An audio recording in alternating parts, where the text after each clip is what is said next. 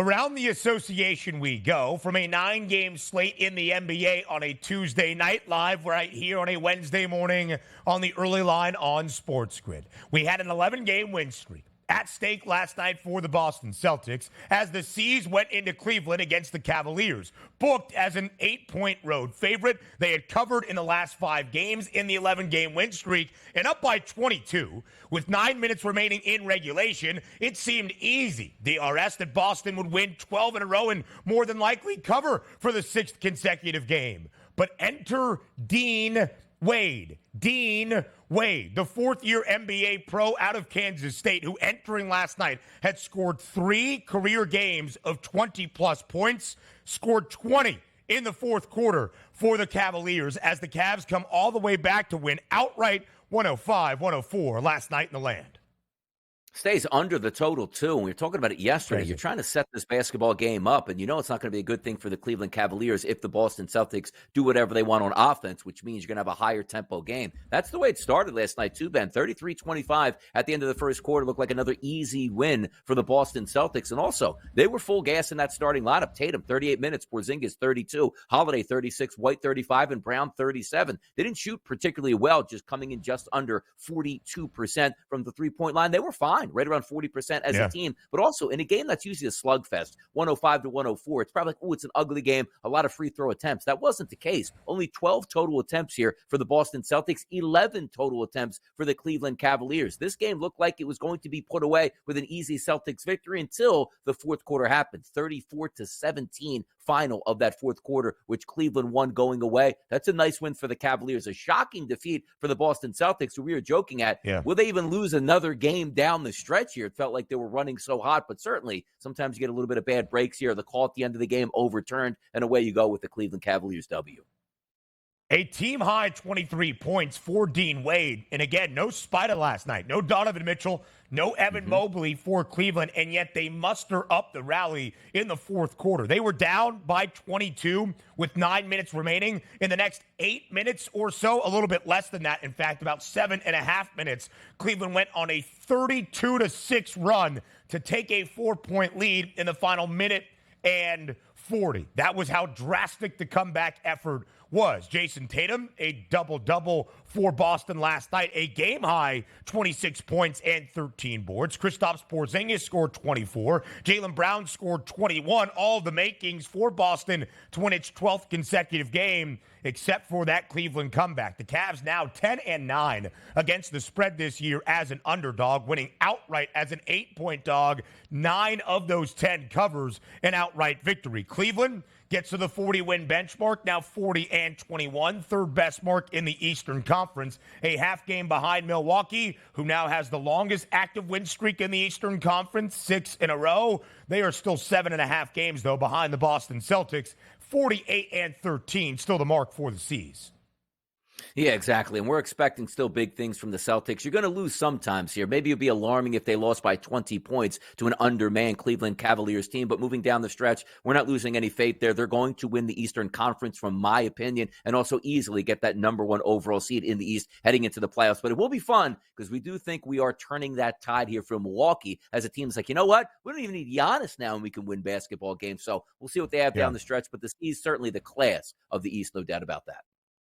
Yeah, still that is the case for Boston. Now we go out to the Western Conference. The Denver Nuggets hosting the Phoenix Suns last night. The Nugs booked as an 8.5-point home favorite, where throughout this season in Denver at altitude, they had been sensational. 24-5 entering last night. Booked as a favorite in all 29 games, 14-14-1 against the spread. They were down by 15 at the break. They rally in the third and fourth quarters. Phoenix only scores 12 total points in the fourth and final quarter. Because of the Nuggets' rally DRS, it sends it into overtime, where Kevin Durant and Phoenix woke up. They scored 15 points in OT, 3 more points than they scored in all of the fourth to win by 10, 117-107. The Suns win outright as an 8.5-point road underdog. This is the Suns teasing us right now, right? Because if we take a look Yep. and thinking that the Denver Nuggets are the best team overall in the West, and the FanDuel Sportsbook right now has them as the favorites to win the West, this is a great performance. A double-digit win on the road where you had a double-digit lead and you blew it and just didn't say, you know what? We gave it a good try here overtime. Not going to be us. We're going to be gassed out here because it's elevation and we're playing in overtime. They win that overtime 15-5, completely reversing that fourth quarter, which they only scored 12 points, as you pointed out. And even in an effort with Kevin Durant, who played 44 minutes, wasn't efficient at all. Bradley Beal, 6 of 18 from the floor, not efficient at all. But also, this is the reason why you got guys like Grayson Allen, who quite frankly was in the starting lineup last night and played 41 minutes. This is what gives you hope, because hopefully Grayson Allen is coming off the bench, giving you type of performances, scoring 28 points in the playoffs here. But this gives you hope, and maybe it's just some false hope here. The Suns can be a really good team, and the key word there, Ben, can. You looked at the box score last night, and you just look at the points totals, and you probably think, oh, Devin Booker, 28 points. Way to go to have the second most on Phoenix besides Kevin Durant. No, that's Grayson Allen. 8 triples last night. A huge game, because Kevin Durant did score 35, but was 14 of 34 from the field. Better in overtime, where he did most of his damage, but not the most efficient game of KD's career. On the other side, 25 and 16 for Nikola Jokic. Michael Porter Jr. pours in 20. Jamal Murray, a team-high 28 points. Boston was the hottest team in the NBA, winners of 11 straight entering last night. The Nuggets, the hottest team out west. They won 6 in a row. That comes to a close as well. Phoenix as an underdog now this year, 7-9 against the spread, 6 of those 7 covers, an outright victory. Even in overtime, the total of 224 does push Phoenix under in 7 of its previous 8 games. The Mavericks at home last night got a 39-point triple-double out of Luka Doncic. Kyrie Irving scored 23 points as well. That's 62 combined, but 9 players, 9 on Indiana, scored in double digits, including 5 off the bench. An incredibly balanced night for the Pacers on the road in Dallas. They win by 17, 137-120. The Pacers winning outright DRS as a 5-point road dog.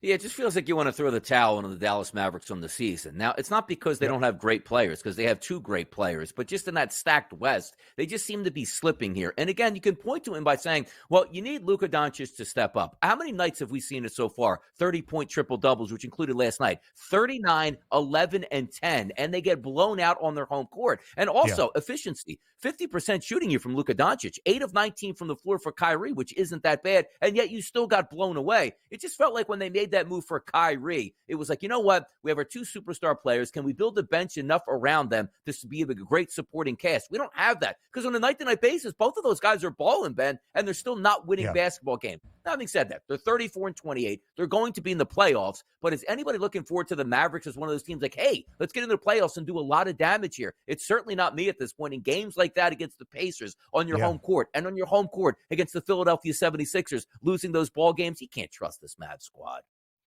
You certainly cannot trust this Mavericks team. Indiana, meanwhile, as an underdog, 19, 13, and 2 against the spread, even 500 straight up, 17 and 17. Dallas now has lost 5 of its last 6 games. The Pacers had gone under in 3 straight. That's blasphemy in Indianapolis over last night, even with a lofty total at 246.5.